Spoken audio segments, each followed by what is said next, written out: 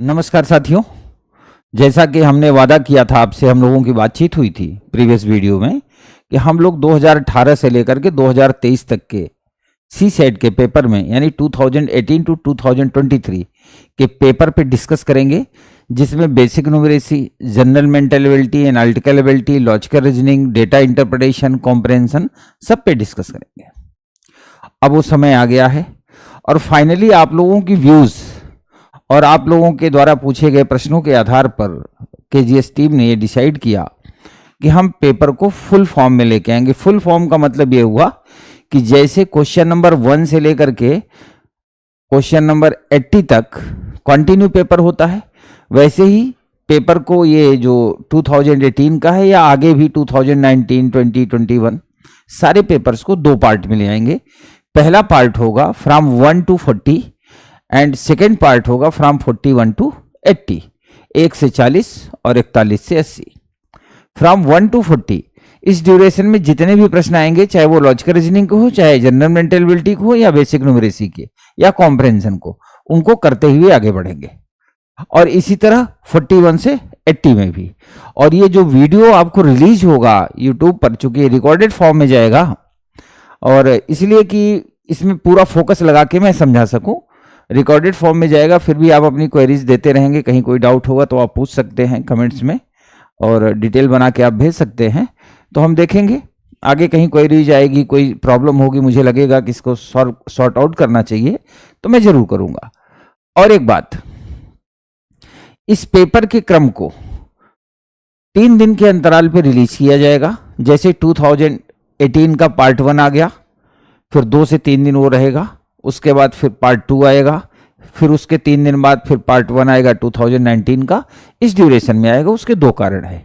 जो इस बार भी पेपर दे रहे हों उनके पास भी जनरल स्टडी का बड़ा दबाव होता है, नो डाउट। इस बार भी जो यूपीएससी का रिजल्ट आया है उससे तमाम लोगों ने अपने पुराने एक्सपीरियंस शेयर किए और आज की डेट में सीसेट एक कठिन टास्क हो चुका है। अफसोस और दुर्भाग्य की बात है, ना तो विद्यार्थी और ना ही तमाम इंस्टीट्यूशन यह सोचने को तैयार हैं कि सीसेट एक कठिन टास्क हो चुका है। और इतना कठिन टास्क हो चुका है कि कई ऐसे लोगों को भी हम जानते हैं जो जनरल स्टडी के विद्वान हैं, लेकिन वो सीसेट में फेल होते हैं। कई इंजीनियरिंग बैकग्राउंड के, कई मैथ्स बैकग्राउंड के जो बीएससी या एमएससी वो भी फेल होते हैं। तो दैट मीन्स इसे सीरियस लेने की जरूरत है। अब सवाल ये है कि जो मैं प्रीवियस ईयर करा रहा हूँ, बाजार में बहुत से प्रीवियस ईयर के सोल्यूशन हैं, मार्केट में बुक्स भी हैं, तमाम यूट्यूब पर भी सोल्यूशन पड़े हुए हैं। अब सवाल यह है कि उनसे अलग क्यों होगा। उनसे अलग इसीलिए बिहार पर होगा कि हम हर प्रश्न में ये पूरी कोशिश किए हैं कि आपको इस आधार पे समझाएं कि एक सामान्य व्यक्ति यानी परीक्षा के माहौल में, जब वो गर्मी का समय होगा, सुबह जीएस का पेपर हो चुका होगा, उस माहौल में इस पेपर को आप कैसे हैंडल करेंगे। यानी नो डाउट जब ये बात मैं कहा करूं वो माहौल, तो आप कल्पना भी किया करो कि माहौल कैसा होगा।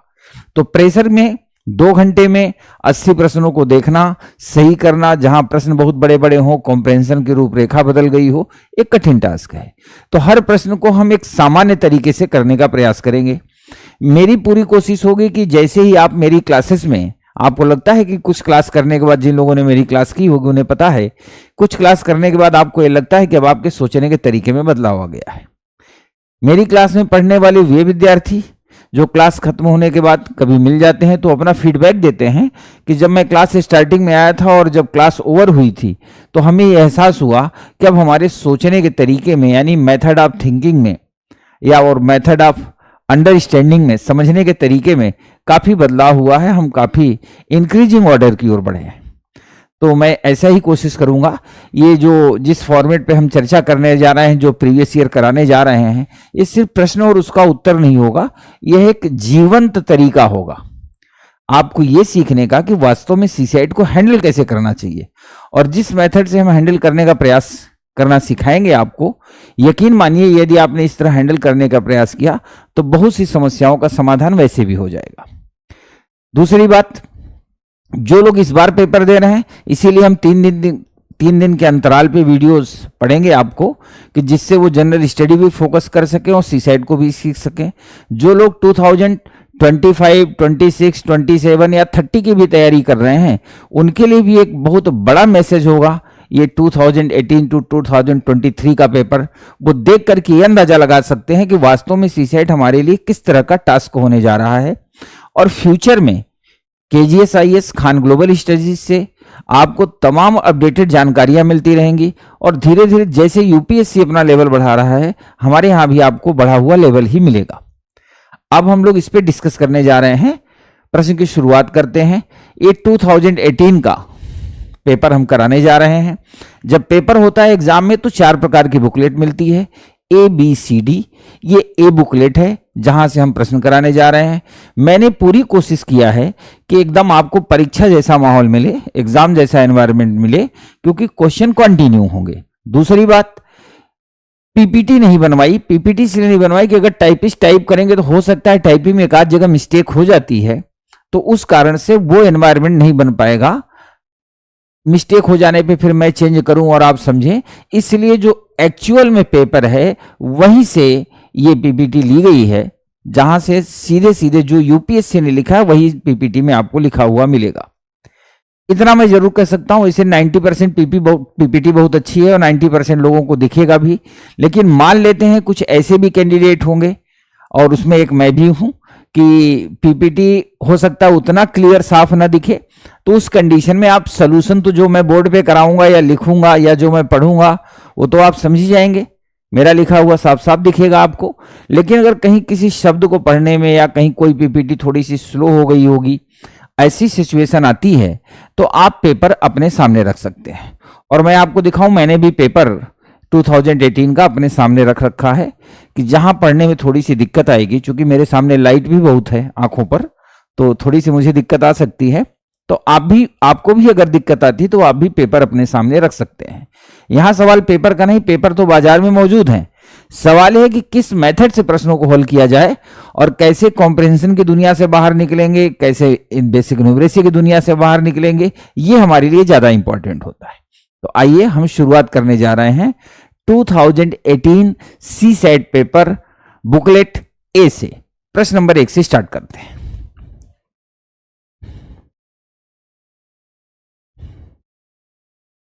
ये है हमारे सामने प्रश्न नंबर 1।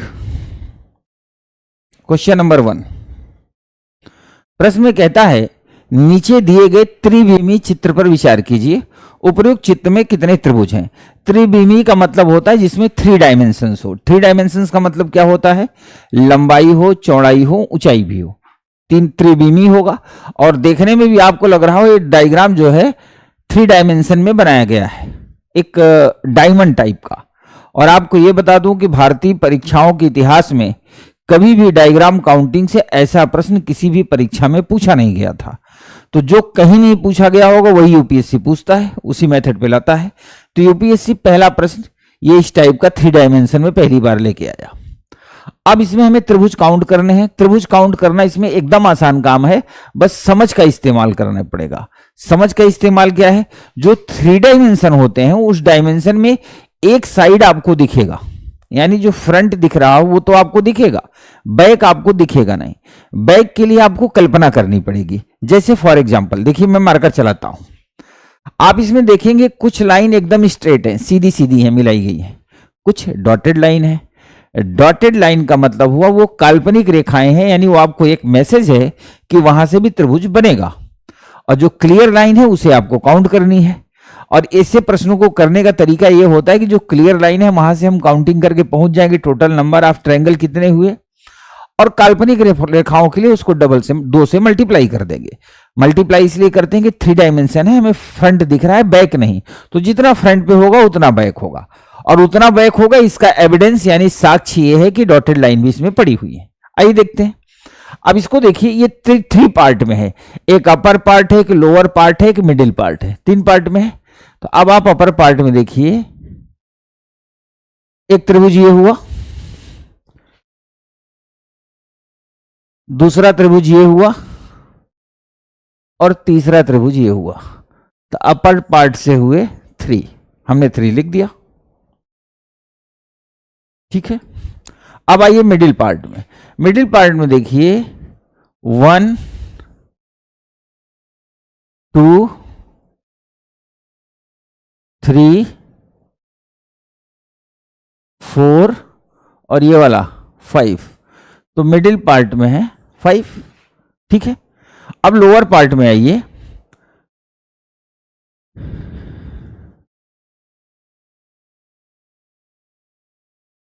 ये 1 और ये 2,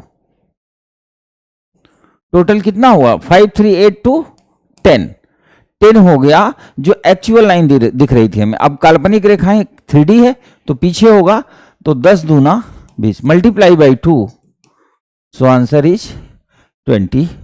option B is the right answer. ठीक है, ऐसा है, आप समझ गए होंगे। चलिए प्रश्न नंबर 2 पे चलते हैं। प्रश्न नंबर 2 को आप आराम से देखिए, आराम से पढ़िए, मान लिया एग्जाम में आएगा तो मैं भी इसको पढ़ूंगा।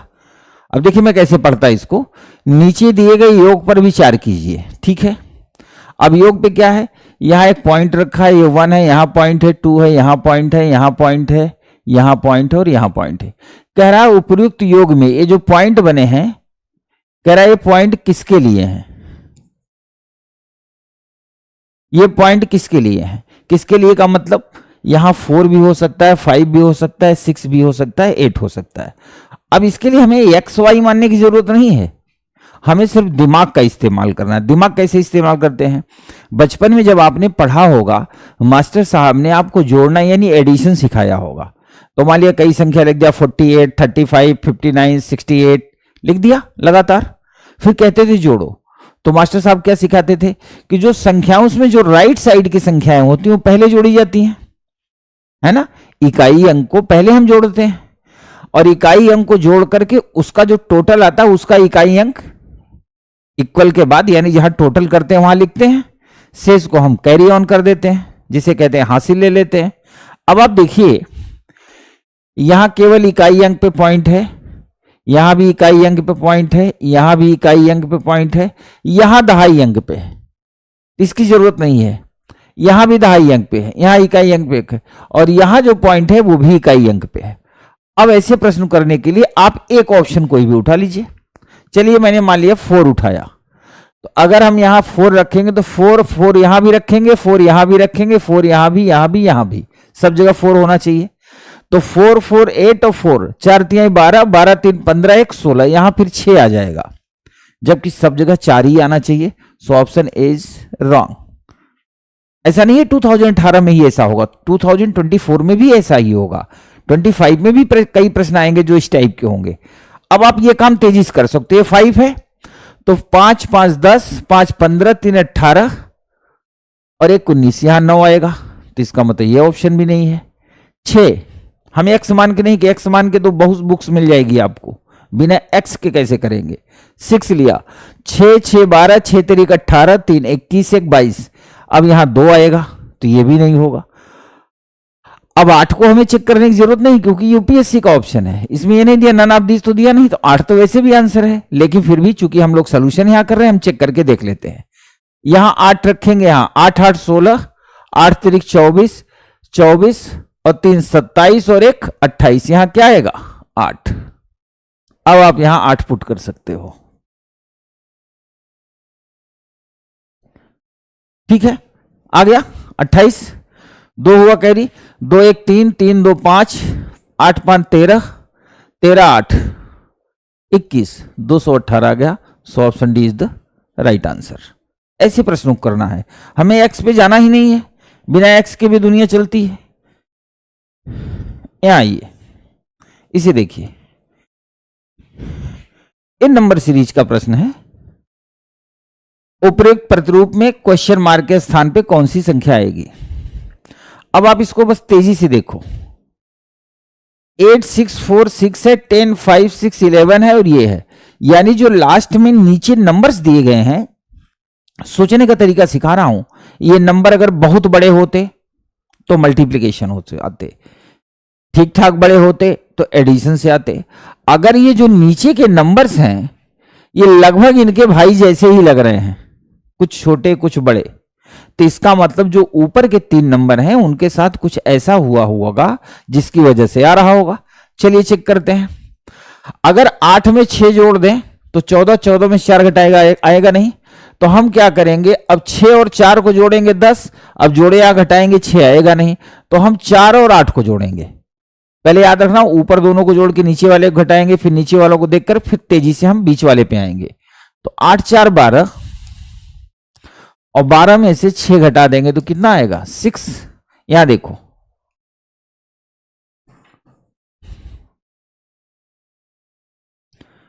ये 6 है और 10, तो ये टोटल कितना हुआ 16। 16 में से 5 घटाएंगे तो क्या आएगा 11। यहां 15 plus 8 sorry 15 plus 8 equal to 23। 23 minus 7 16। यहां ऐड करो 21 माइनस 4 इक्वल टू क्या आएगा 17। So option A is the right answer. ठीक है,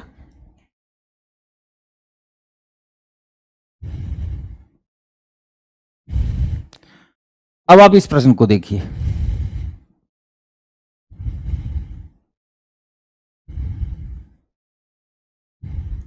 कह रहा है एक अष्टभुज के शीर्षों को जोड़कर कितने विकर्ण खींचे जा सकते हैं।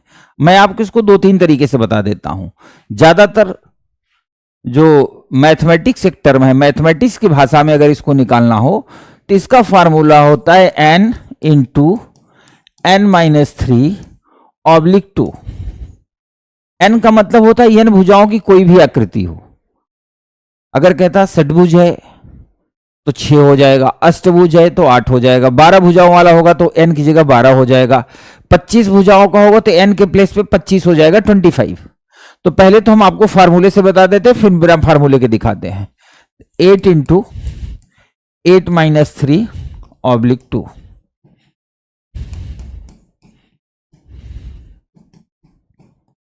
कितना आ गया 20। ठीक है, 20 आ गया। तो एक मेथड तो आपने ये देख लिया कि 20 कैसे गया। अब इसका मैं आपको दूसरा मेथड भी दिखा देता हूं। मैं आपको ये सिखाता हूं कि अगर ये अष्टभुज की जगह 6 भुजाओं की आकृति होती, फिगर होता तो क्या होता। तो हमने 1 2 3 4 5 और 6 ये 6 भुजाओं की, मान लो कि हमें फार्मूला आता ही नहीं है ना, n इंटू n-3/2 हमें आता ही नहीं है। अब हमें आता नहीं लेकिन हम टैलेंटेड हैं, बहुत बुद्धिमान हैं हम, मतलब मैं नहीं आप भी बहुत बुद्धिमान हैं, लेकिन हमें ने ये फार्मूला कभी नहीं पढ़ा। अब यूपीएससी चाहता है कि आपने फार्मूला नहीं पढ़ा लेकिन आप टैलेंटेड हैं, तो आप मेंस दें, इंटरव्यू दें और आईएएस बने। तो यूपीएससी आपको क्या अपॉर्चुनिटी देता है, देखिए सीखने की। अब ये 6 भुजाएं हैं तो हमने लिख दिया ABCDEF लिख दिया। मैं आपको सिखा रहा हूं कि इन फ्यूचर कभी भी कोई प्रश्न आए तो आप कैसे जनरेट करेंगे। अब यहां से मैं विकर्ण बनाने जा रहा हूं। विकर्ण की खासियत होती है कि जो उसके नियरेस्ट भुजाएं होती है वहां से तो विकर्ण बनेगा नहीं, यानी ए के नजदीक में AF और AB से तो विकर्ण बनेगा नहीं।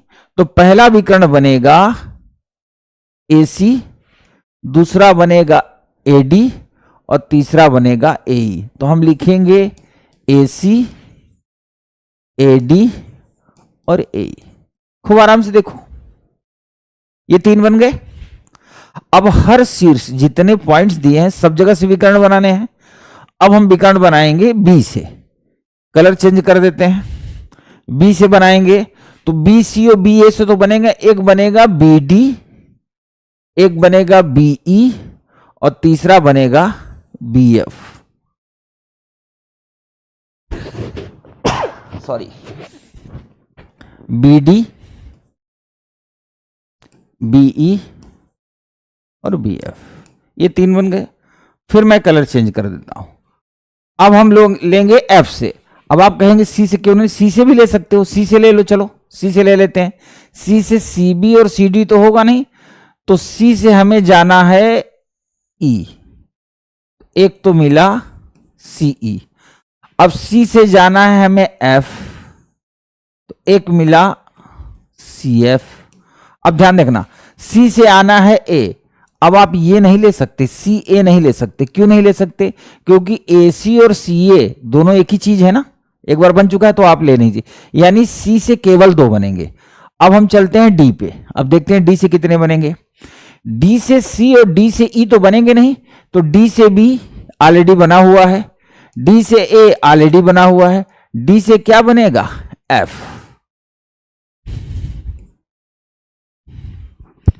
डी एफ बन गया, ठीक है। अब आप ध्यान से देखिए, अब आप ई से आएंगे तो ई से बी बना है, ई से सी भी बना है, ई से ए भी बना हुआ है, इसी तरह एफ से डी बना हुआ है, एफ से सी बना हुआ है, एफ से बी बना हुआ है। तो टोटल कितने बन गए, 9 बन गए। अब सवाल है कि इसमें ऐसा हुआ क्या है, कैसे जनरेट हुआ।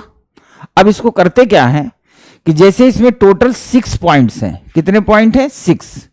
तो पहला पॉइंट हमने लिया था ए से कितने बने थे, 3। ए से टोटल कितने बने थे, 3, और टोटल इसमें पॉइंट्स कितने हैं, 6।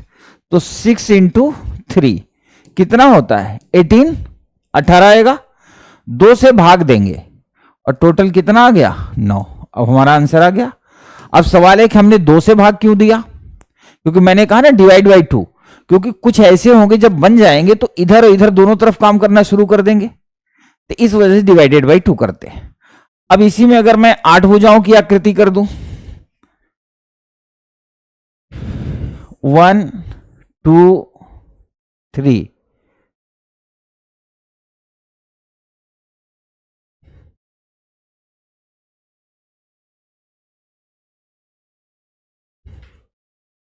अब यहां लिख दिया A B C D E F G और एच, ये 8 भुजाओं की आकृति बन गई, अष्टभुज बन गया।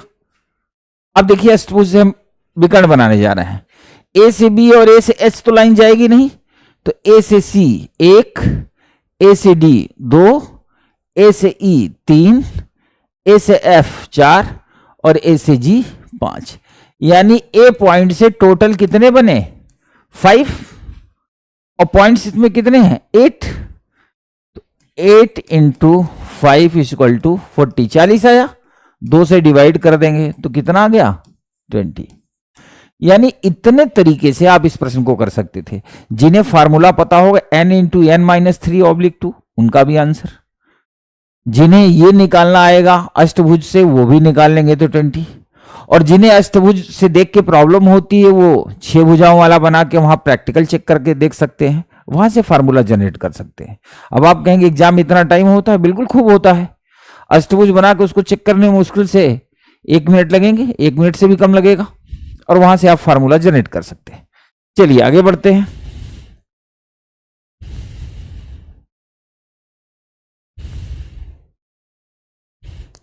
यह है प्रश्न, ध्यान से देखिए।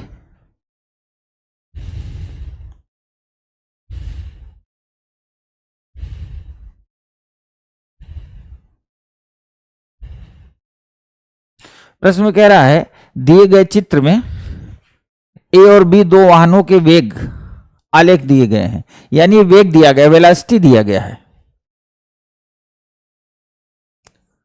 वेग के ग्राफ दिए गए हैं। सरल रेखा ओ के पी किसी भी क्षण में, ओ के पी कहां है, ओ के पी ये है सरल रेखा। सरल रेखा ओ के पी किसी भी क्षण में वाहन ए के वेग को दर्शाती है। सी के डी किसी भी क्षण, सी के डी कौन सा है, ये वाला।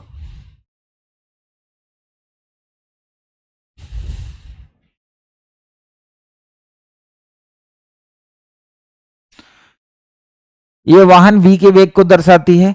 चित्र में d वह बिंदु है जहां P से क्षैतिज रेखा, d वो बिंदु है जहां P से क्षैतिज रेखा C के D पर लंब है। C के D पे ये लंब का काम कर रही है, ठीक है। इस प्रकार मिलता है कि PD equal to half LD। अब प्रश्न क्या पूछ रहा है, समय अंतराल OL में, OL कहां है, ये है OL, ये है समय अंतराल। इसी समय अंतराल में ये भी जा रहा है, इसी समय अंतराल में ये भी जा रहा है। समय अंतराल OL में वाहन ए और बी के द्वारा तय की गई दूरियों के बीच का अनुपात क्या होगा। कभी भी ऐसा डायग्राम, इसे कहते हैं डेटा इंटरप्रिटेशन। वेलोसिटी से रिलेटेड है तो डेटा इंटरप्रिटेशन में थोड़ा सा न्यूमेरेसी भी एंटर कर गया। तो ऐसा जब भी कभी पूछे कोई इस तरह का डायग्राम, इस तरह की कंडीशन बता करके। तो अब आपको इसमें एरिया निकालना होगा, क्षेत्रफल। जैसे ये रेखा है ओएल, कह रहे हैं ना ओएल में वाहन ए और वाहन बी द्वारा चली गई दूरी का अनुपात क्या होगा। तो ओएल ये है, इसी ओएल पर ये रेखा क्या चल रहा है, ओ के पी चल रहा है ए, और बी वाहन चल रहा है सी के डी। तो जाहिर सी बात है इनका हम क्षेत्रफल निकालेंगे। तो ए द्वारा जो चली गई दूरी होगी वो त्रिभुज में है। त्रिभुज कहां है, यह है त्रिभुज, ये यहां से यहां गया है, तो इस लाइन पे ये त्रिभुज ही तो बनाएगा। त्रिभुज का हमें क्षेत्रफल निकालना होगा। त्रिभुज क्या होगा, ओपीएल, त्रिभुज ओपीएल का क्षेत्रफल यानी एरिया। अब पता है ये चूंकि लंब है तो ये कितना होगा, 90 डिग्री होगा। और अगर त्रिभुज समकोण है यानी राइट एंगल ट्रायंगल है तो इसका फार्मूला होता है 1/2 गुणित आधार गुणित लंब, ये फार्मूला होगा। चलिए हल करते हैं। 1/2 इंटू आधार क्या होगा, ओएल इंटू पीएल या एलपी, एलपी कर देते हैं, ठीक है, ये बन गया। अब इसको हम क्या लिख सकते हैं, 1/2 गुणित ओएल। ओएल क्या है, आधार है, और जो एलपी है यानी पीएल है ये 2 पार्ट में है, पीडी प्लस डीएल। तो इसको लिख सकते हैं पीडी प्लस डीएल। ये हो गया हमारा इक्वेशन नंबर 1। इक्वेशन से आपको घबराने की जरूरत नहीं है। जो ए वाहन द्वारा चली गई दूरी हो, त्रिभुज में चली गई, त्रिभुज का क्षेत्रफल ही निकालेंगे। त्रिभुज का क्षेत्रफल का फार्मूला होता है, अगर त्रिभुज समकोण त्रिभुज राइट एंगल ट्रायंगल है तो 1/2 आधार इंटू लंब, याद कर लीजिए। अब हमारा ये पहला इक्वेशन बन गया। अब हम दूसरे पे चलेंगे। दूसरा होगा, दूसरा जो सी के डी चल रहा है ये एक आयत में चल रहा है। आयत कैसे है, ये जो सी के डी है ये नीचे के ओएल पे एक आयत के रूप में आ रहा है ना, आयत। तो अब यहां हम लिखेंगे आयत, आयत की जगह ऐसे बना लो, सी डी एल ओ का क्षेत्रफल। इनका क्षेत्रफल, आयत का क्षेत्रफल क्या होता है, लंबाई गुणित चौड़ाई, लंबाई गुणित चौड़ाई कर सकते हो आप, ठीक है। अब लंबाई कितनी ले लेंगे, ओएल, ओएल इंटू चौड़ाई क्या है, डीएल। ये इक्वेशन नंबर 2 बन गया। अब यहां एक बहुत अच्छी बात दे रहा है, PD equal to half L D दिया है, PD equal to half L D. इसका मतलब यह हुआ कि L D equal to 2PD, ये जो नीचे इधर इधर जाके गुणा हो जाएगा, L D equal to 2PD। आपको घबराने की जरूरत नहीं, ध्यान से देखो, मैं इसको सॉल्व कर रहा हूं, आप इसको मैथ समझ के मत देखो, आनंद के साथ देखो। It's like a general mental ability, not the mathematics, not the basic numeracy. ये सिंपल सी बात है, बचपन में हम पढ़ते हैं 6th क्लास में कि समकोण त्रिभुज क्या होता है, आयत क्या होता है, उसका फॉर्मूला क्या होता है। तो एरिया ही निकालना है, क्योंकि ए द्वारा चली गई एरिया में दूरी और बी द्वारा चली गई एरिया में दूरी, वहीं से हमारा अनुपात निकलेगा। ये हमने बना दिया। अब कह रहा है ए द्वारा चली गई दूरी ऑब्लिक बी द्वारा चली गई दूरी, अब यही क्षेत्रफल ही होगा। तो ए का क्या है, 1/2 गुणित OL into PD plus DL oblique, इसका क्या है, ओएल इंटू डीएल बन गया। अब ध्यान से देखिए, ओएल ओएल को काट देगा। अब इसको ऐसे लिखो, ये दो नीचे आ जाएगा, ऊपर हो जाएगा PD plus DL oblique 2DL हो जाएगा। ये 2 नीचे आ जाएगा, 2dl हो गया। अब आप यहां आओ, एल डी को या डीएल कहो या एल डी कहो, इसको आप कहो डीएल, तो आपको समझने में आसानी होगी। एल डी या डीएल एक ही बात है, डीएल, ठीक है। अब कह रहा है कि डीएल बराबर 2pd, तो ये जो डीएल है यहां 2pd कर देंगे, तो ये देखो pd प्लस 2pd ऑब्लिक ये 2dl है, तो dl equal to 2pd, 2dl है 2 इंटू 2, ऐसे लिख सकते हो 2 इंटू 2pd, तो ये हो गया 2 1 3pd ऑब्लिक 2 दूनी 4pd, ठीक है। देख लीजिए बन गया। अब सवाल यह है कि pd और pd कट जाएगा तो कितना आ गया 3/4, और 3/4 को हम कह सकते हैं 3:4, 3:4, और हमारा आंसर आ गया ऑप्शन सी, ठीक है। आशा करते हैं समझ में आ गया होगा। अब ये है प्रश्न थोड़ा सा, जैसे अब काफी देर हो गया, लाइट आंखों पड़ रही है।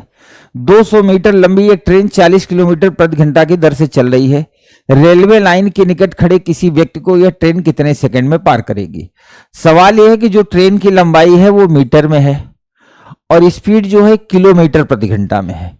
तो जब भी कभी मीटर से फाइट करनी हो और किलोमीटर प्रति घंटा स्पीड दी हुई हो, तो किलोमीटर प्रति घंटा स्पीड को हम मीटर में बदलते हैं। पहले तो हम समझ लें कि जो व्यक्ति खड़ा है उसको ट्रेन कैसे पार करती, कह रहा है ना, एक लंबी ट्रेन रेलवे लाइन के निकट खड़े किसी व्यक्ति को यह ट्रेन कितने सेकंड पार करेगी। अब आप देखो, ये मेरे हाथ में पानी का बोतल है, यह वह व्यक्ति है और ये मार्कर है ट्रेन। अब ये ट्रेन आएगी, पहले ट्रेन का इंजन आएगा इस व्यक्ति के पास, ये गुजर रहा है। कोई कह सकता है ट्रेन पार करेगी, नहीं। ट्रेन कब पार करेगी, जब इसका इंजन पार करते करते पीछे की गार्ड वाली बोगी भी इस व्यक्ति को पार करेगी, तब मान लिया जाएगा कि ट्रेन ने पार कर लिया है। ऐसा ही होता है ना।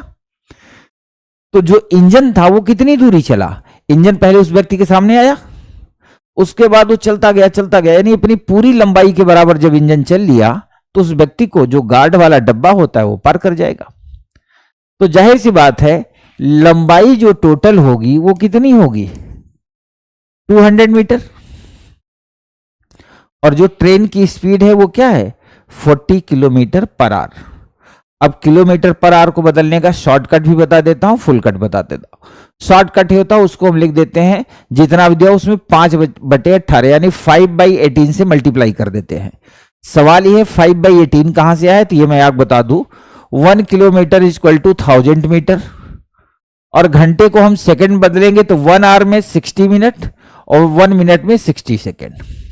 अब देखो काट दो, ये कट गया, ये कट गया, 2 से काट दो, 2 5 10, टोटल कितना आ गया 5/18, ये होगा मीटर पर सेकंड, ठीक है। तो इसी से 5/18 आता है। अब स्पीड यहां ट्रेन की जो दिया है, यानी चाल दिया है स्पीड 40 किलोमीटर पर आवर, इसको हमने मीटर पर सेकंड में कन्वर्ट कर लिया। 200/18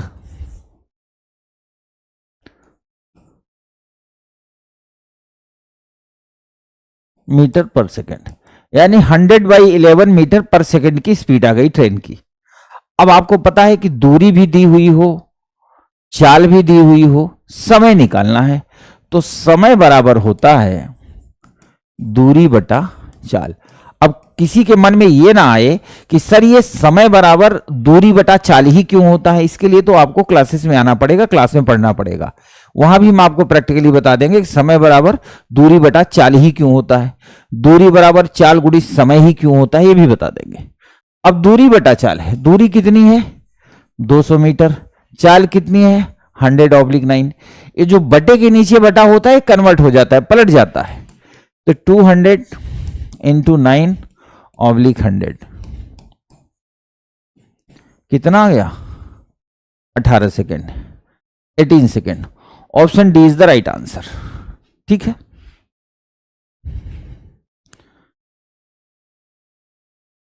अब आ गए हम परिच्छेद में।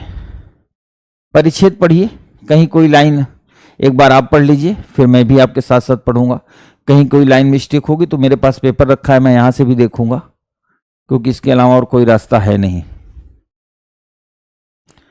नीचे दिए गए 4 परिच्छेदों को पढ़िए और परिच्छेदों के नीचे आने वाले प्रश्नांशों के उत्तर दीजिए।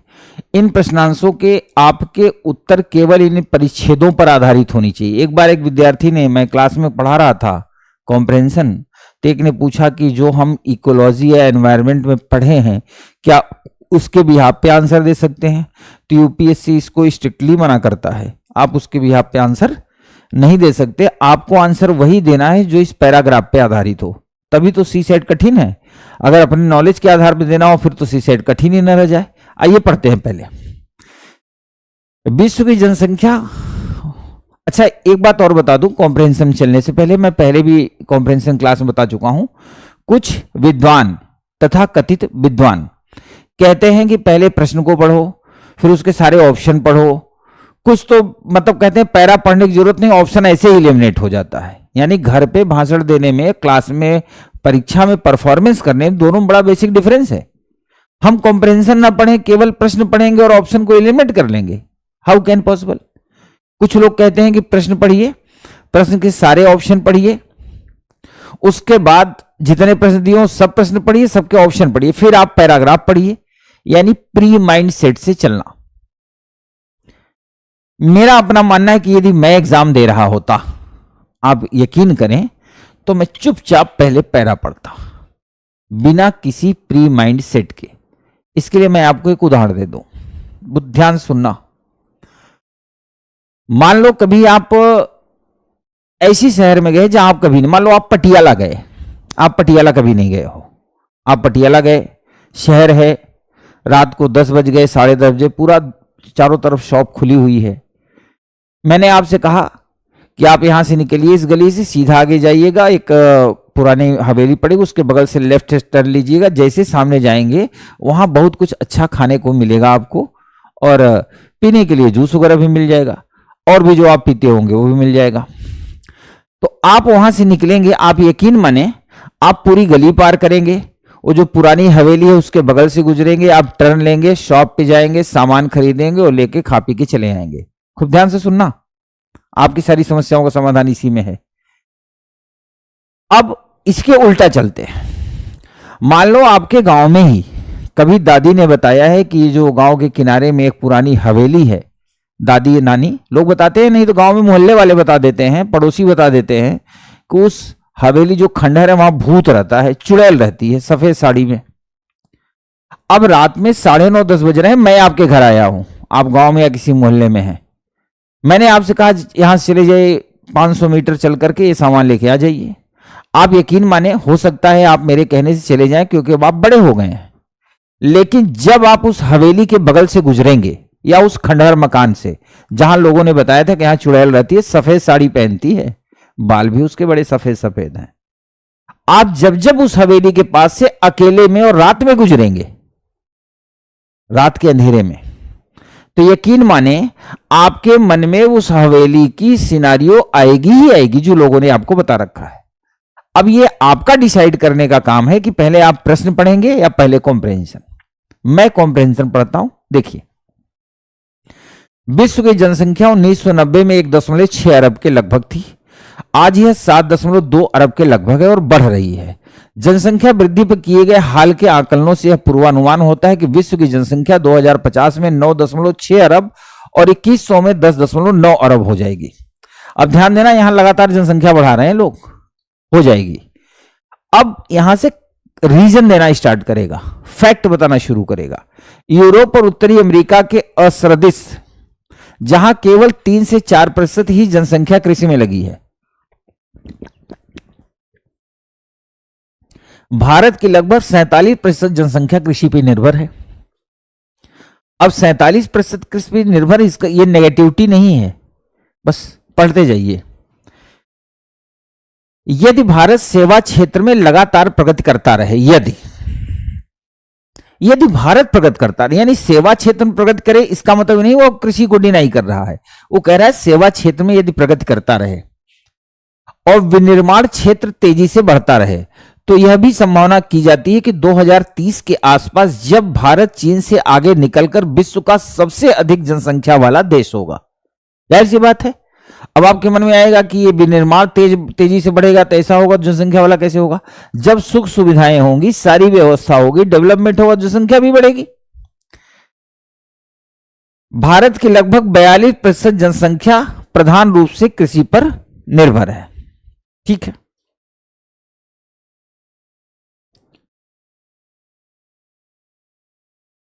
अब यह है हमारा प्रश्न। अब सवाल यह है कि अब हम देखेंगे प्रश्न पूछ क्या रहा है। प्रश्न पूछ रहा है उपरोक्त परिच्छेद से निम्नलिखित में कौन सा सर्वाधिक, याद रखना सर्वाधिक, ये भाषा में पहले भी आपको बता चुका हूं। सर्वाधिक का मतलब हुआ जो सबसे अधिक हो। इसका मतलब कुछ है जो अधिक हो सकते हैं। तार्किक और तर्कसंगत निष्कर्ष, निष्कर्ष का मतलब हम जो एज्यूम करेंगे। इन्फ्रेंस का मतलब होता है अनुमान, कंक्लूजन का अनुमान लगाना, क्या निकाला जा सकता है। अब देखिए अटेम्प्ट करने का तरीका। कृषि क्षेत्र की समृद्धता भारत के लिए क्रांतिक महत्व की है। इसको हम होल्ड पे रख लेंगे। क्यों होल्ड पे रखेंगे? क्योंकि उसने कहा भारत 47% कृषि प्रधान है और अगर यदि विनिर्माण और अन्य क्षेत्र में लगातार प्रगति करता रहे तो बहुत आगे निकल जाएगा, और जब आगे निकल जाएगा तब भी 42% जनसंख्या कृषि पे निर्भर होगी।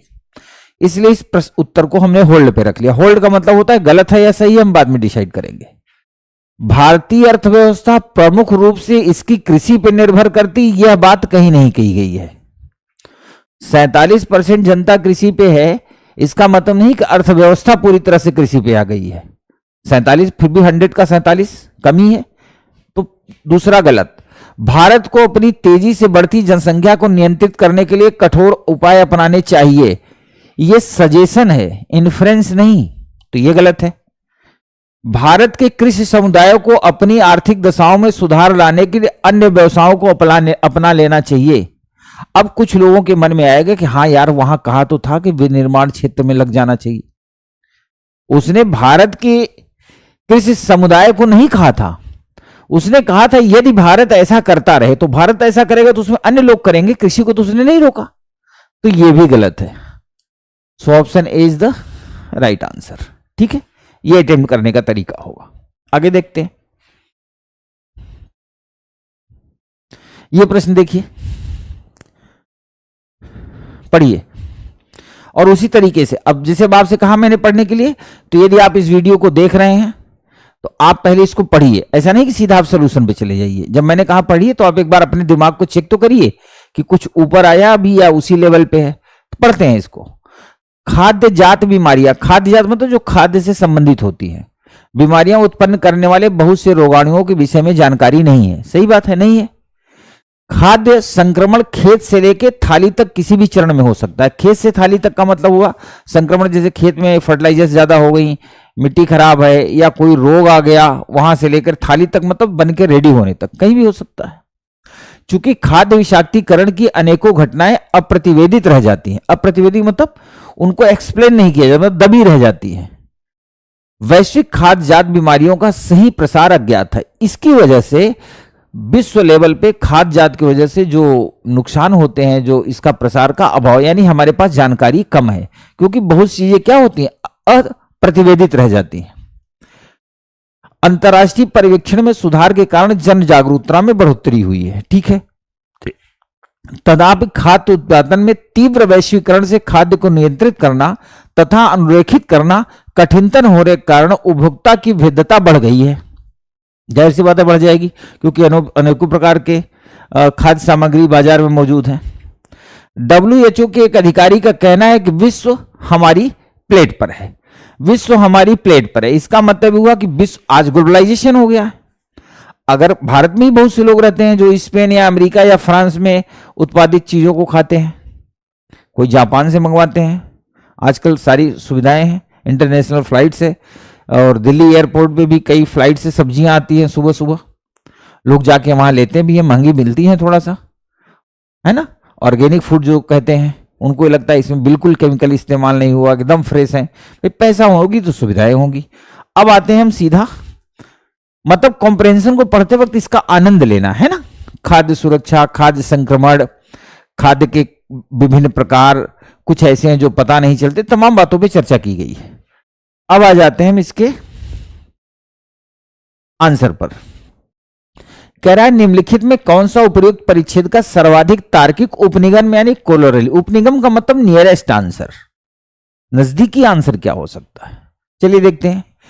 खाद्य के विकल्प अधिक होने के कारण जोखिम अधिक आते हैं। इसको होल्ड कर लें, क्योंकि खाद्य के विकल्प अधिक हो तभी हम खाएंगे। कोरोना कैसे आ गया था चीन से, अब पूरे विश्व में कैसे फैल गया, क्योंकि आजकल ट्रांसपोर्टेशन होता है, यहां की चीजें वहां जाती हैं। पूरा विश्व जो है एक ग्लोबल विलेज बन गया, मतलब गांव बन गया है। तो गांव में तो क्या होता है कि उनके यहां से छाछ ले आ लो, उनके यहां से मिर्च मंगा लो, मसाले घट गए मसाले मंगा लो, लोग एक दूसरे से मदद करते हैं। वैसे ही अब विश्व हो गया है, तो इसको हमने होल्ड पे कर लिया। समस्त खाद्यजात बीमारियों का उद्गम खाद्य प्रसंस्करण है। यहां चूंकि समस्त शब्द का इस्तेमाल किया गया इसलिए गलत है।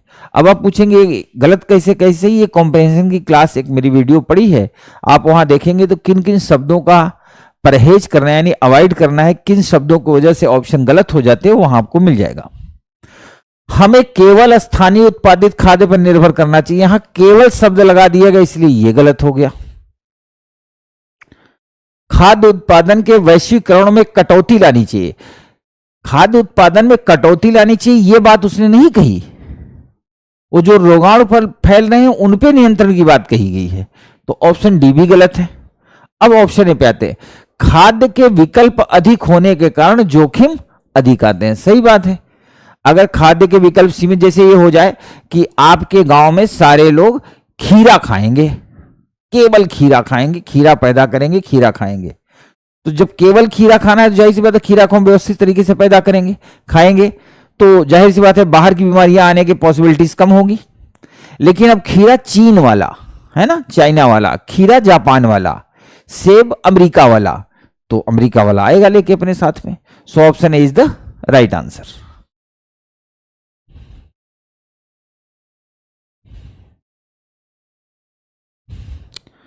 ये परिच्छेद देखिए। मैं वैज्ञानिक हूं, मेरा सौभाग्य है कि मैं इस प्रकार का व्यक्ति हूं जो विज्ञान के साधनों का उपयोग करके प्रकृति को समझ सकता है, सही बात है। लेकिन यह भी स्पष्ट है कि कुछ महत्वपूर्ण प्रश्न सचमुच में ऐसे हैं जिनका उत्तर वास्तव में विज्ञान नहीं दे सकता। जैसे कि कुछ भी ना होने के स्थान पे कुछ क्यों है, हम यहां क्यों हैं, उन दायरों में मैंने पाया है कि आस्था इनके उत्तरों के लिए बेहतर मार्ग उपलब्ध कराती है। मैं इसमें इसको विषम रूप से काल दोष युक्त पाता हूं कि आज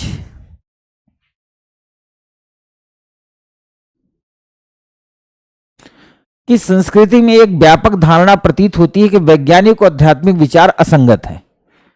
ऐसा धारणा क्यों प्रतीत होती है, क्योंकि वही कहा ना कि एक लिमिटेशन तक उनका है, एक लिमिट के बाद वो बन नहीं पाते। अब प्रश्न में कह रहा है कि उपयुक्त परिच्छेद में निम्नलिखित में कौन सा सर्वाधिक तार्किक और तर्कसंगत निष्कर्ष, जब इन्फ्रेंस शब्द कहेगा तो आप अनुमान की ओर बढ़ेंगे, केवल निष्कर्ष का इस्तेमाल करेगा तो आप बिल्कुल फैक्ट की ओर जाएंगे। अब कह रहा है यह विज्ञान न होकर आस्था है जो अंततः मानव जात की सभी समस्याओं, ऑप्शन ए गलत। विज्ञान और आस्था आपस में संपूरक हो सकते हैं यदि उनके समुचित दायरों को समझ लिया जाए, यह लगभग सही है, तो इसको हमने होल्ड पे रख लिया। कुछ ऐसे अत्यंत मूलभूत प्रश्न हैं जिनका उत्तर विज्ञान अथवा आस्था किसी से नहीं दे सकते, यह बात तो कही नहीं गई है। उसने कहा है कि मैक्सिमम विज्ञान देता था, नहीं फिर आस्था दे देती है। कोई ऐसा प्रश्न उसने नहीं कहा जिसका विज्ञान और आस्था दोनों उत्तर नहीं दे सकती, तो यह गलत है।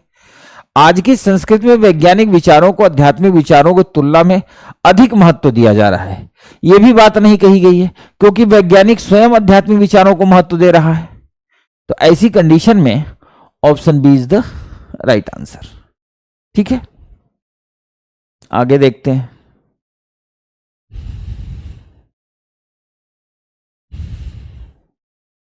ये देखिए, पढ़िए इसको।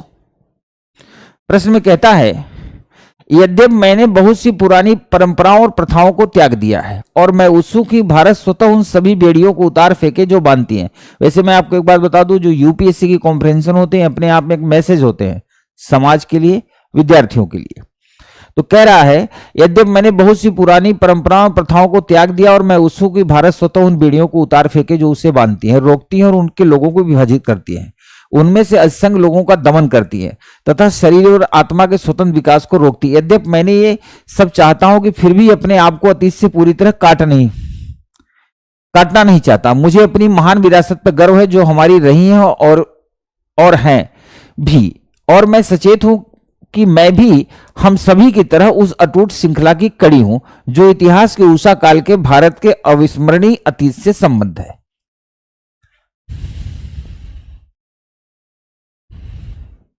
अब पढ़िए इसको। लेखक चाहता है कि भारत अपने अतीत के बंधनों से मुक्त करे। अतीत के बंधनों से मुक्त करे, क्यों? वह भूतकाल के औचित्य को नहीं समझ पा रहा है। यह गलत। औचित्य को समझ रहा है, जानता है। ऐसा कुछ नहीं है जिस पे गर्व किया जा सके। यह भी गलत है, क्योंकि कह रहा है गर्व करने के लिए बहुत कुछ है। उसकी भारत के इतिहास में रुचि नहीं है। यह भी गलत। वे उसके भौतिक और आध्यात्मिक विकास को रोकते हैं। वो इसलिए उन जंजीरों और बेड़ियों को उतार फेंकना चाहता है क्योंकि उसको लगता है कि वे उसके भौतिक और आध्यात्मिक विकास को रोकते हैं। So option D is the right answer. ठीक है, अब हम लोग चलते हैं अगले प्रश्न की ओर। अगला प्रश्न है डेटा इंटरप्रिटेशन, डीआई से संबंधित। ये हमारे सामने चार्ट बना हुआ है। ये डीआई बहुत कठिन नहीं है, एकदम आसान है, आप इसे कर सकते हैं। बस एक नज़र दौड़ाने की ज़रूरत है। जो इसमें सफ़ेद वाला हिस्सा है वो कुंडली है, और जो ये लाइनिंग वाला है ये चादर है, और जिसमें ये ब्लॉक्स बने हुए हैं ये कतरन है। अब कह रहा है निम्नलिखित में 3 प्रश्नार्थ नीचे दिए गए हैं जो किसी वर्ष में 6 माह की अवधि दौरान 3 अलग अलग प्रकार के स्टील आयातों को दर्शाता है। इस आलेख का अध्ययन कीजिए, इसके पश्चात आने वाले 3 प्रश्नार्थों के उत्तर दीजिए। अब इसको देखो समझते कैसे हैं। ये उत्पादन है, मतलब आयात किया गया है, और ये सब 1000 टन में है। यानी जैसे ये खंभा है, ये खंभा ये 40,000 टन है। ये 40,000 टन कब है? जनवरी माह में है। और 40,000 टन है कौन? चादर। और कुंडली कहाँ? ये है कुंडली। कुंडली कितनी है? 30। और ये कितना है? 32। ऐसे हम निकालते हैं। ठीक है, अब इन्हीं से संबंधित प्रश्न है। पहला प्रश्न है कि वर्ष के प्रथम 3 माह में चादर का आयात और कुंडली के आयात से कितना अधिक था? चादर और कुंडली। अब देखो, ये है चादर और ये है कुंडली, इन्हीं दोनों का आयात निकालना है। चादर क्या है? खंभे वाला। तो पहले कितना है? 40। और पूछा है ना वर्ष के 3 माह में,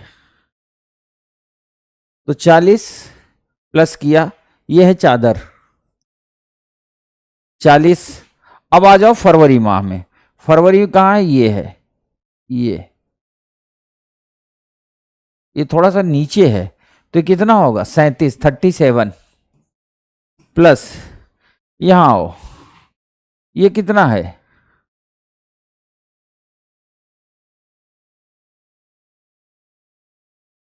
ये है 36। जोड़ दो, 7 6 13, 3 3 6 4 10 1 11, 113,000 टन है। ठीक है, 1000 टन में है। अब कह रहा है कुंडली। अब कुंडली देखते हैं। कुंडली ये है 30, 32 और 34।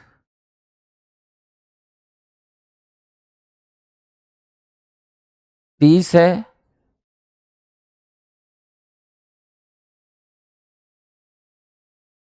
इकतीस है,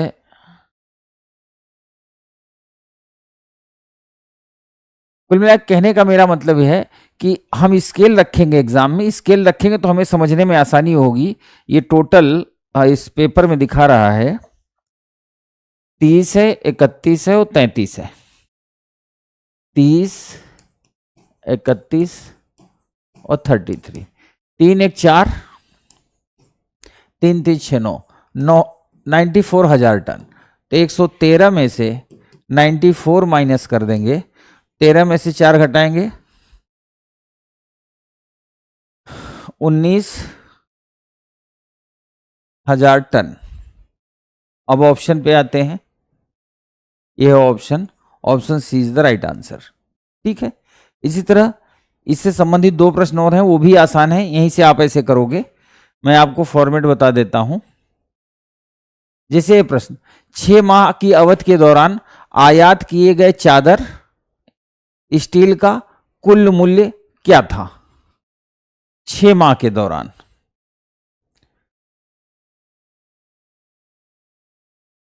अब 6 माह के दौरान हमें निकालना है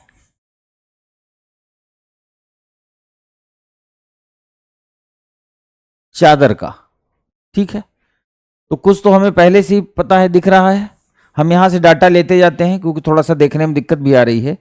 40 है, 40, 37, 36, 40, 37, 36। आप स्केल से पेपर में, जो आपके पास पेपर होगा ना, वहां आप स्केल रखोगे तो उससे सीधा सीधा पता चलेगा, और एग्जाम में स्केल लेके जरूर जाना।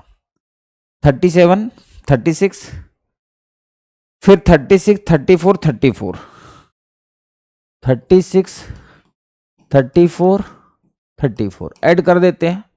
7, 6, 13, 13, 6, 19, 4, 23, 4, 27, 4, 2, 6, 6, 3, 9, 3, 12, 3, 15, 3, 18, 3, 21, 217, 217 ये इस पे आ गए, 1000 टन आयातित पे आ गए।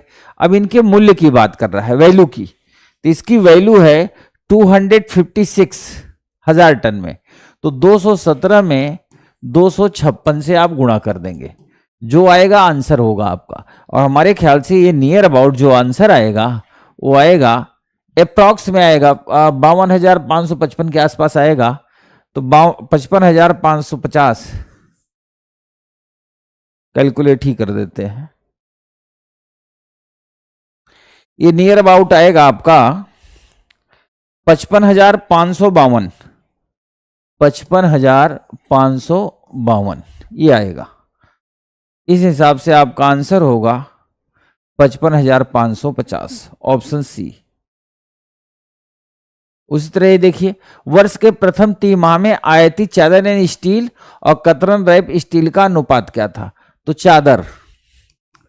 चादर का एडिशन करते हैं। शुरू के 3 माह में चादर का जो आप स्केलिंग करेंगे तो आएगा 40, 37, 36, 40, 37 और 36, 7, 6, 13, 3, 1, 4, 3, 7, 4, 11, 113 आएगा चादर का। और कतरन का आएगा 32, 34, 32, 32, 34, 32 ये है कतरन। तो 4, 2, 6, 2, 8, 3, 3, 6, 3, 9, 98। अब इनका रेशियो पूछ रहा है, तो 113 अनुपात 98। इसको जब आप ज्ञात करेंगे तो ये अप्रॉक्स में आएगा 1.15:1। तो इसको हम, आंसर हमारा होगा ऑप्शन बी। ये अप्रॉक्स में ही आएगा क्योंकि जो चार्ट बना हुआ वहां से आप कैलकुलेटिव तरीके से एकदम आंसर तक नहीं पहुंच सकते, तो अप्रॉक्स में आंसर आएगा। ये हमारे ख्याल से 1.15:1 ऐसे करके कुछ आएगा। तो हमारा आंसर हो जाएगा 1.2:1, option B is the right answer. अब यहां आ जाइए, ये डाइस का प्रश्न है, एकदम आसान प्रश्न है। डाइस के प्रश्नों हम क्या करते हैं कि जो जितने भी डाइस दिए होंगे, चूंकि एक ही डाइस के वो पार्ट होते हैं, सबसे पहले हम कोई भी 2 ऐसा डाइस चॉइस करेंगे जिसपे कोई एक सिंबल कॉमन हो। आइए देखते हैं। लाइन है, 2 पॉइंट है, 1 पॉइंट है, यहां लाइन है, 2 पॉइंट है, 3 पॉइंट, यानी 2 कॉमन है। इसको हम नहीं लेंगे। पहला और तीसरा देखते हैं, लाइन 2.1, लाइन 3.4 पॉइंट। ठीक है, तो पहला और तीसरा हमने ले लिया। ये जो लाइन है यहीं से हम क्लॉकवाइज चलते हैं। कुछ लोग बताते हैं एंटी क्लॉक चलने से भी काम बनेगा, पर आप मेरी क्लास में अगर कभी पढ़े हैं और नहीं पढ़े हैं तो कभी पढ़ लेना। कभी भी मैं नहीं बताता कि एंटी क्लॉक चलो, क्योंकि एंटी क्लॉक चलने पे कुछ इस टाइप के भी प्रश्न आते हैं जो एंटी क्लॉक चलने पे आंसर नहीं आएंगे। तो आप क्लॉकवाइज चलेंगे तो ऐसे चलेंगे, तो लाइन 2 पॉइंट और सिंगल पॉइंट, और यहां भी वैसे चलेंगे, line 4 point, 3 point, line 4 point और 3 पॉइंट। अब आप देखिए 1 के अपोजिट 3 हो, 2 के अपोजिट 4 होगा, और लाइन के अपोजिट लाइन नहीं होगी। जो चीज नहीं दिख रही एक जगह हटा के हटा देंगे, तो इसको हम एलिमिनेट कर देंगे, तो यहां क्या आ जाएगा, क्रॉस। यानी लाइन के अपोजिट क्रॉस, 2 पॉइंट के अपोजिट 4 पॉइंट, 4 पॉइंट के अपोजिट 2 पॉइंट, 3 पॉइंट के अपोजिट 1, 1 के अपोजिट 3। अब यहां से वो प्रश्न पूछता है, पहला प्रश्न है, एक ही बिंदु वाले फलक के विपरीत फलक पे क्या है। एक ही बिंदु वाले फलक के विपरीत में क्या है, 3 बिंदु। तो पहले का आंसर हो गया 3 बिंदु, ऑप्शन बी। फिर पूछ रहा है 2 बिंदु वाले फलक के विपरीत पे क्या होगा। 2 बिंदुओं के फलक के विपरीत होगा 4 बिंदु। और लास्ट में पूछ रहा है क्रॉस वाले फलक के विपरीत फलक पर क्या प्रतीक है। तो क्रॉस वाले के फलक के विपरीत में क्या है, क्रॉस के विपरीत में है लाइन, क्रॉस के विपरीत में है लाइन यानी रेखा। So option C is the right answer. ठीक है, तो इस हिसाब से जब आप इनको टैकल करेंगे तो बड़े आसानी से आप कर लेंगे। चलिए आगे बढ़ते हैं। यह है कॉम्प्रिहेंशन, काफी बड़ा कॉम्प्रिहेंशन है, पढ़ते हैं। नीचे दिए गए परिच्छेद को पढ़िए और परिच्छेद के नीचे आने वाले 4 प्रश्नांशों के उत्तर दीजिए। इन प्रश्नांशों के आपके उत्तर केवल इस परिच्छेद पे आधारित होने चाहिए। यह लाइन है। अब शिक्षा की सार्वभौम पहुंच प्रदान करने की मात्र बात करना हमारे लिए पर्याप्त नहीं है।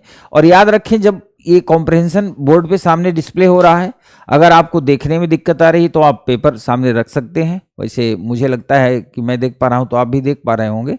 कभी कभी लाइट की वजह से दिक्कत होती है तो लाइट आप फ्रंट पे रखना। लेकिन जब इसको मैं पढ़ रहा हूं, यानी जब मैं बोल रहा हूं, तो आप खूब ध्यान से सुना करो। ऐसे सुना करो कि जैसे कोई महत्वपूर्ण बात, यानी आपके जीवन की सबसे महत्वपूर्ण बात। अब जीवन में सबसे महत्वपूर्ण बात कौन सी होती है वो आप समझ सकते हो। आप यूं समझ लो कि एक लेटर है, पत्र है, जो कहीं महत्वपूर्ण व्यक्ति ने आपको भेजा है। अब आप उसे पढ़ रहे हो और सुन रहे हो। मैं पढ़ रहा हूं और आप सुन रहे हो, तो आप इस तरह सुनोगे तो आपको अपने आप आसानी से समझ में आएगा कि आंसर क्या होगा। अब शिक्षा की सार्वभौम पहुंच प्रदान करने की मात्र बात करना हमारे लिए पर्याप्त नहीं है। विद्यालयी सुविधाएं उपलब्ध कराना एक आवश्यकता पूर्वापेक्षा तो है, किंतु यह सुनिश्चित करने के लिए कि सभी बच्चे विद्यालय जाएं और सीखने की प्रक्रिया में भाग लें, यह पर्याप्त अपर्याप्त है। समझ गया? केवल विद्यालय सभी जाएंगे, सभी सीख पाएंगे, यह पर्याप्त है। संभव है कि विद्यालय हो किंतु बच्चे न जाएं, या कुछ माँ बाप विद्यालय छोड़ दें। विद्यालय और सामाजिक सुव्यवस्था द्वारा हमें व्यापक सामाजिक, आर्थिक, सांस्कृतिक, अवश्य ही भाषाई और शैक्षिक मुद्दों को तथा उन कारकों को जो कमजोर वर्गों और सुविधाओं वंचित समूहों के बच्चों को, लड़कियों को भी नियमित विद्यालय जाने और प्रारंभिक शिक्षा पूरी करने से रोकते हैं, सुलझाना चाहिए। हमारा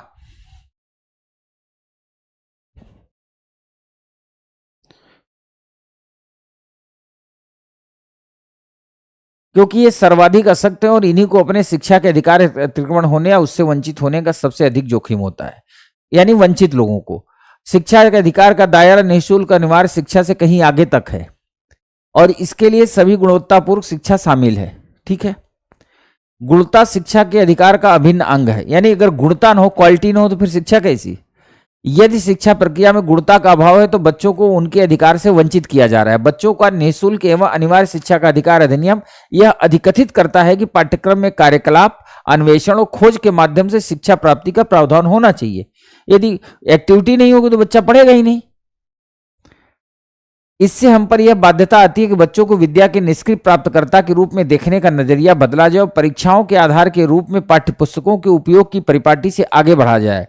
शिक्षण और शिक्षा ग्रहण प्रणाली को तनाव मुक्त होना चाहिए और शिक्षार्थी अनुकूली अधिनियम प्रणाली की व्यवस्था के लिए पाठ्यक्रम सुधार का एक व्यापक कार्यक्रम शुरू किया जाना चाहिए, जो अधिकाधिक संगत और सशक्तिकरण से हो। शिक्षक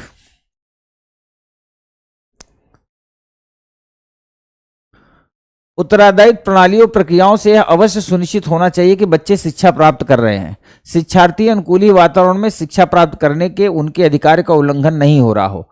परीक्षण और मूल्यांकन प्रणालियों की पुनरीक्षा कर उन्हें इस रूप में पुनः अभिकल्पित किया जाना चाहिए ताकि यह सुनिश्चित हो सके कि बच्चे विद्यालय और अनुशिक्षण यानी ट्यूशन केंद्रों के बीच संघर्ष करते करते अपने बचपन से वंचित न हो जाएं। अब इतना पढ़ने के बाद अगर इसको एक तेजी से आप पढ़ेंगे ना, एक फ्लो में आनंद के साथ, तो आपको टोटल समझ में आएगा कि वास्तव में कहना क्या चाह रहा है।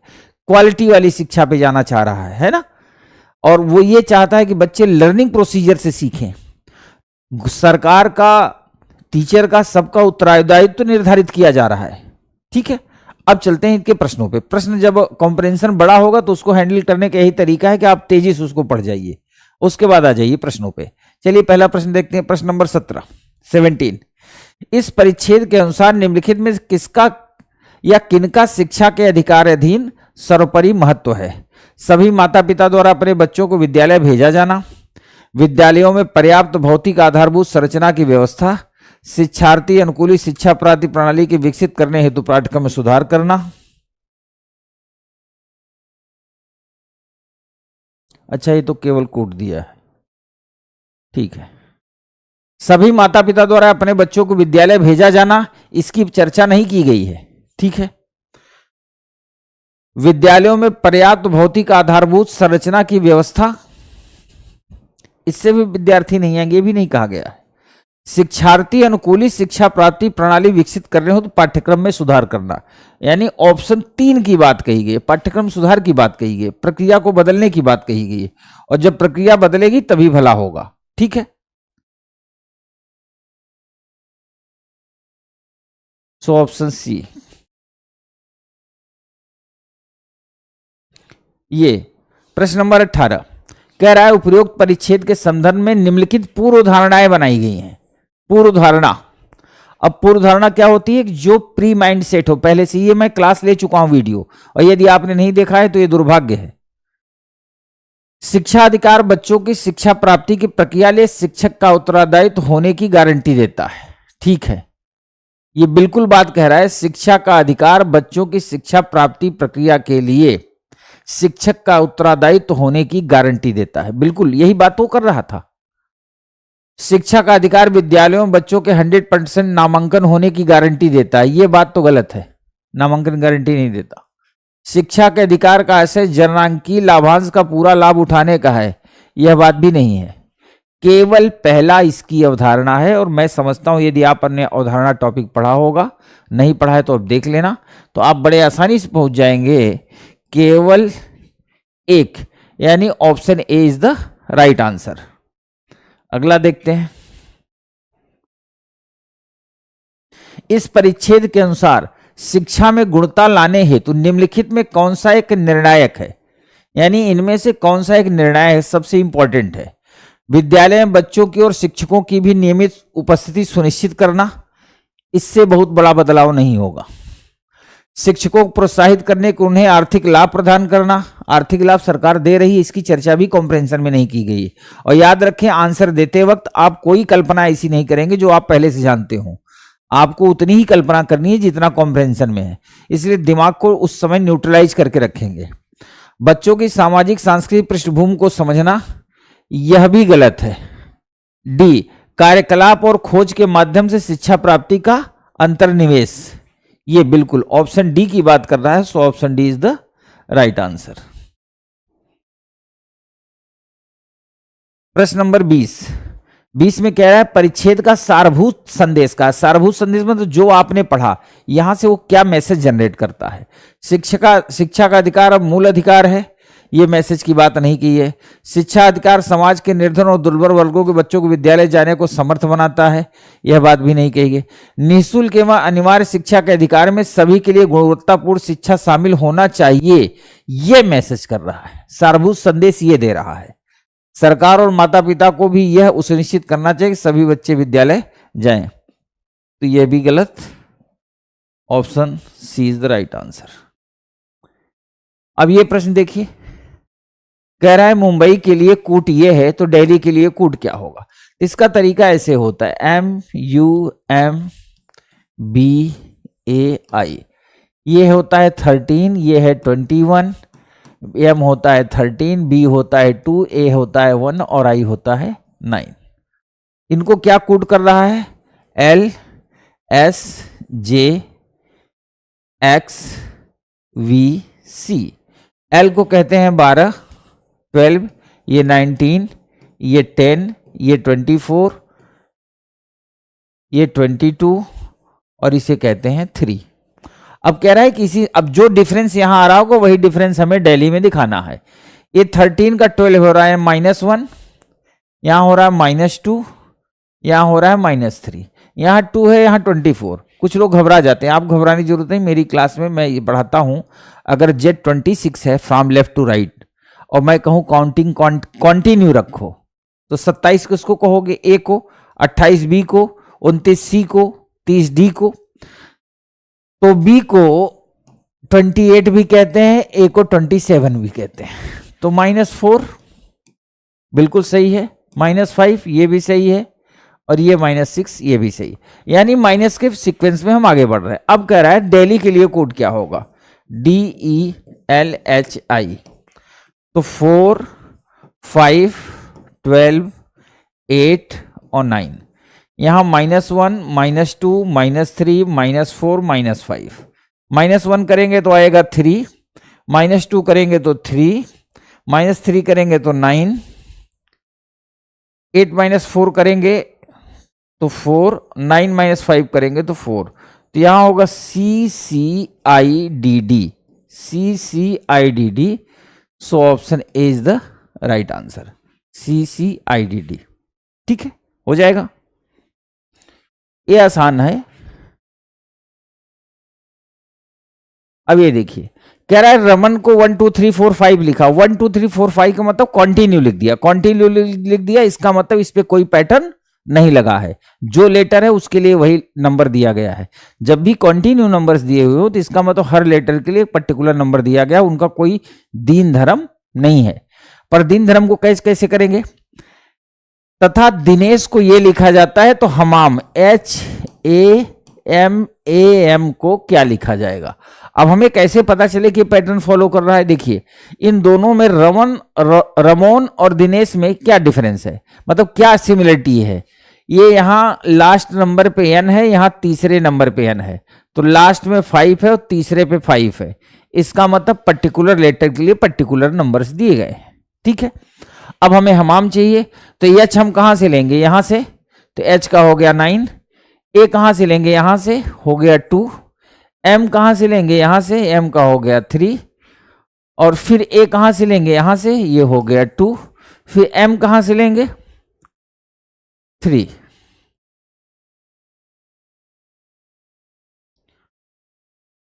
Option B is the right answer.